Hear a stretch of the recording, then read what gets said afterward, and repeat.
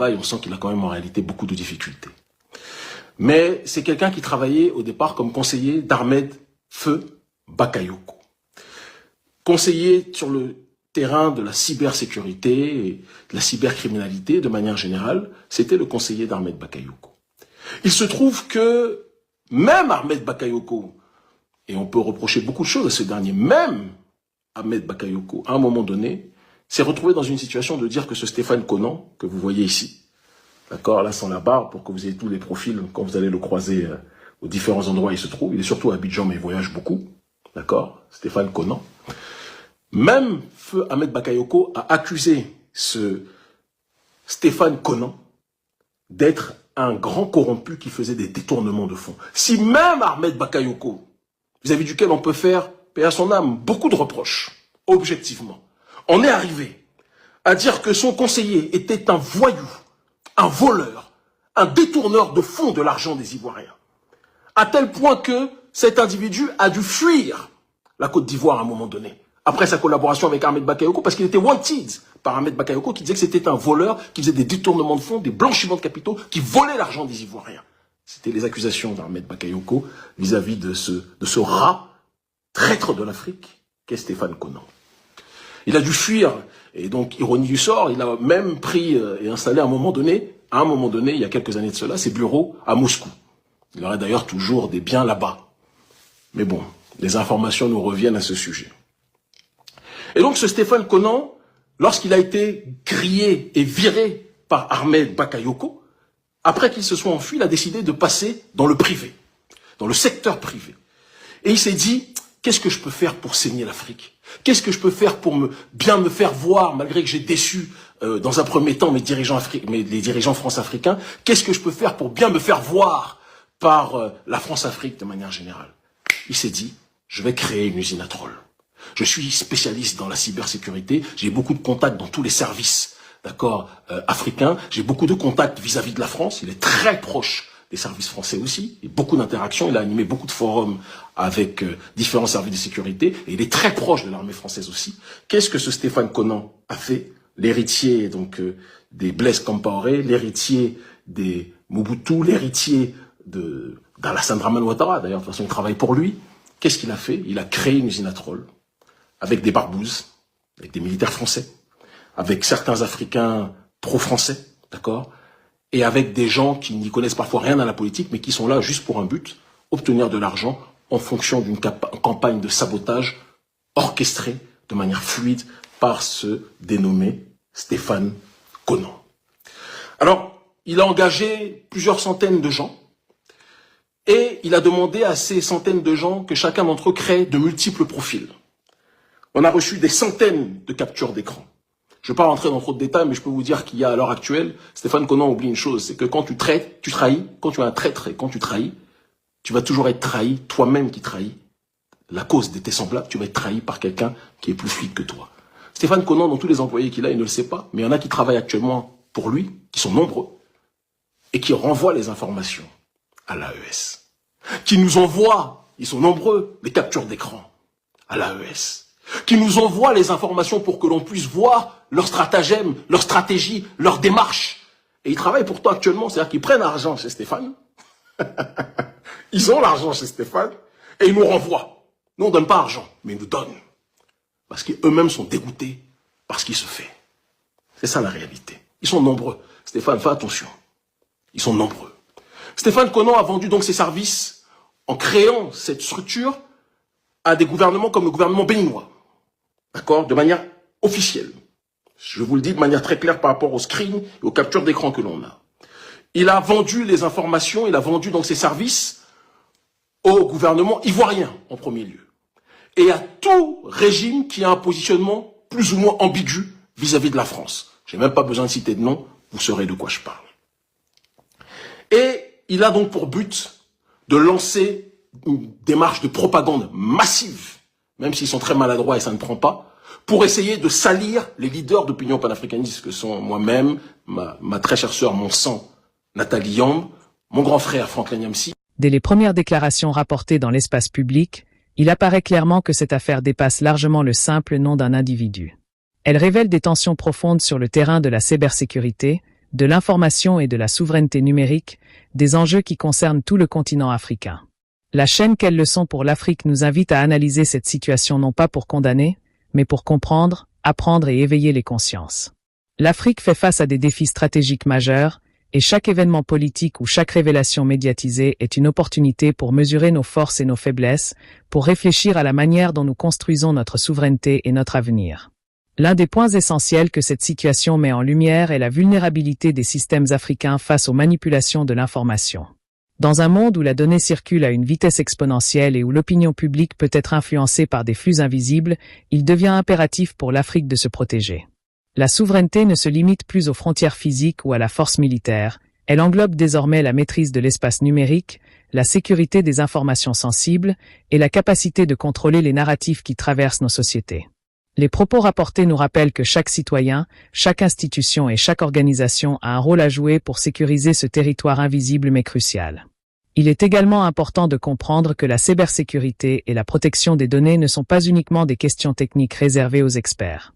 Ce sont des enjeux politiques, sociaux et économiques qui touchent directement le quotidien des populations africaines. La manipulation de l'information, l'exploitation de réseaux numériques et la diffusion de contenus orientés peuvent avoir des conséquences profondes sur la perception des citoyens, sur la stabilité des institutions et sur la capacité des États à prendre des décisions souveraines. La première leçon à tirer est que l'Afrique doit se doter de moyens robustes pour se défendre dans ce nouvel espace stratégique former ses talents locaux, renforcer ses infrastructures et créer une culture de vigilance collective. Les déclarations rapportées montrent également que la vulnérabilité ne se limite pas aux individus ou aux institutions.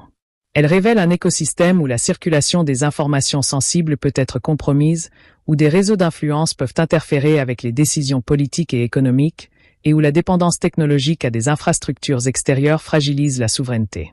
C'est précisément dans ces situations que la chaîne Quelles leçons pour l'Afrique prend toute sa dimension. Elle nous pousse à dépasser le sensationnel, à ne pas se concentrer sur les accusations ou les noms, mais à réfléchir au système, aux pratiques et aux stratégies qui mettent en péril l'intégrité du continent. L'analyse de cette affaire permet aussi de rappeler un principe fondamental. La souveraineté moderne est double, physique et numérique ***. Les frontières africaines, aussi solides soient-elles, ne suffisent plus à protéger les citoyens et les institutions. Les attaques, manipulations et influences peuvent transiter par des réseaux invisibles, des flux d'informations et des campagnes d'opinion qui déstabilisent la perception du public et la prise de décision des gouvernements. Comprendre cette réalité est essentiel pour que chaque Africain puisse contribuer à la protection de son pays, de sa communauté et de l'ensemble du continent. Cette situation met également en évidence l'importance de la responsabilité collective. La protection des données et de l'information ne peut pas reposer uniquement sur les gouvernements ou sur quelques experts. Chaque citoyen, chaque acteur de la société civile, chaque journaliste, étudiant, créateur de contenu ou professionnel doit jouer un rôle dans la vigilance, la diffusion de l'information fiable et la lutte contre les manipulations. La chaîne Quelles leçons pour l'Afrique rappelle que l'Afrique ne peut se renforcer que si elle agit collectivement, si chacun prend conscience de son rôle et de sa responsabilité dans la protection de l'espace public et numérique ***. Enfin, l'un des enseignements majeurs de ces événements est que l'Afrique doit apprendre à anticiper et à se protéger plutôt qu'à réagir après coup. Former des experts en cybersécurité, développer des infrastructures locales, promouvoir la transparence et instaurer une culture de vigilance sont autant de mesures indispensables pour garantir la souveraineté du continent. Les révélations, qu'elles soient exactes ou contestables, sont avant tout une opportunité pour éveiller la conscience collective, pour montrer que chaque citoyen a un rôle à jouer dans la sécurisation de son pays et que la responsabilité individuelle contribue directement à la force collective. Les enjeux dépassent largement le cadre d'un débat public ou d'une accusation médiatisée. Ils concernent la capacité de l'Afrique à maîtriser son destin, à protéger ses institutions et ses citoyens, et à construire un avenir souverain et résilient. La chaîne Quelles leçons pour l'Afrique nous rappelle que chaque situation, même controversée, contient une leçon, celle de la vigilance, de la responsabilité et de l'engagement pour un continent capable de se défendre et de se renforcer. L'Afrique ne doit pas attendre que d'autres définissent ses priorités ou contrôlent ses flux d'informations, elle doit agir, former, protéger et anticiper, car c'est dans cette action collective et consciente que réside sa véritable souveraineté et sa force pour l'avenir. L'analyse ne peut s'arrêter à la simple compréhension des événements rapportés. Elle doit aller plus loin et examiner les implications profondes pour l'ensemble du continent africain. Les déclarations qui circulent, qu'elles concernent un individu ou une structure, révèlent un point fondamental. L'Afrique doit prendre pleinement conscience que sa souveraineté, sa liberté et son développement sont étroitement liés à la maîtrise de l'information et à la sécurité numérique. Dans un monde où la donnée et l'opinion peuvent être influencées par des acteurs externes, l'Afrique ne peut plus se permettre d'être passive. Chaque citoyen, chaque organisation, chaque institution a un rôle à jouer pour garantir que les décisions et les débats se déroulent dans un cadre sûr, transparent et responsable. Il est essentiel de comprendre que la cybersécurité et la protection des données sont devenus des enjeux stratégiques au même titre que l'économie, la diplomatie ou la défense. La diffusion d'informations, qu'elles soient exactes ou contestables, peut avoir des conséquences profondes sur la perception des citoyens, sur la stabilité des institutions et sur la capacité des États à prendre des décisions souveraines. La chaîne Quelle leçon pour l'Afrique rappelle à chaque spectateur que la vigilance n'est pas une option. Elle est une responsabilité collective. Chaque citoyen doit être capable de discerner l'information fiable de la manipulation, de comprendre les enjeux et de contribuer activement à la protection de l'espace public africain. Ces événements montrent également que la souveraineté africaine ne peut être réduite à la simple gestion des affaires internes. Elle englobe la maîtrise des flux numériques, la capacité à sécuriser les données sensibles et l'aptitude à résister aux tentatives d'influence ou de manipulation provenant de l'extérieur. Les débats et accusations qui émergent dans l'espace public, au-delà de leur dimension médiatique, révèlent des failles structurelles et des vulnérabilités qui doivent être adressées. L'Afrique doit se doter de cadres robustes pour encadrer l'usage de l'information, pour former ses experts et pour protéger ses institutions contre toute forme de sabotage ou d'influence malveillante. Cette responsabilité ne repose pas uniquement sur les gouvernements ou les experts en cybersécurité. Elle implique une mobilisation collective de toutes les forces vives du continent. Les journalistes, les étudiants, les créateurs de contenu, les associations, les intellectuels et les citoyens ordinaires doivent participer activement à la protection de l'espace numérique et à la diffusion d'une information responsable. La chaîne Quelle leçon pour l'Afrique insiste sur ce point. L'Afrique ne peut devenir un continent souverain et conscient de sa force que si chacun prend sa place dans ce combat collectif, avec lucidité et engagement. Les enjeux économiques et géopolitiques qui apparaissent derrière ces déclarations sont également majeurs. Dans un contexte où certaines informations pourraient être monétisées ou instrumentalisées par des acteurs étrangers, l'Afrique doit impérativement sécuriser ses ressources stratégiques et ses données sensibles.